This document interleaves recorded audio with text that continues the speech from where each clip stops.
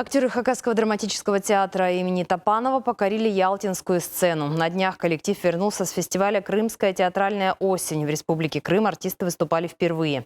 Фестиваль проводился исключительно для национальных театров. Они представляли 12 российских республик. Главным условием было подготовить классическое произведение русской драматургии. Коллектив из Хакасии выбрал комедию Николая Гоголя «Женитьба» в постановке петербургского режиссера Владимира Наренко. И это не случайно. «Женитьба» уже давно стала базовым спектаклем театра. Впервые молодые топановцы поставили эту пьесу 10 лет назад в качестве дипломной работы, еще будучи выпускниками Российского госинститута сценических искусств. После этого комедия 36 раз ставилась на сцене Хакасского драмтеатра. И вот теперь уже в новом исполнении покорила зрителя Республики Крым. Актеры гордятся тем, что постарались максимально точно, буквально дословно воплотить на сцене великое гоголевское произведение. Было безумно ответственно выступать, потому что он очень театральный зритель был.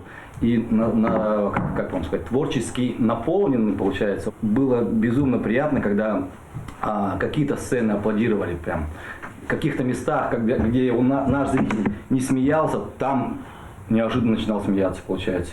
И мы так с ребятами просто общались и говорили, думали о том, что, наверное, все-таки они соскучились по настоящей русской классике, получается.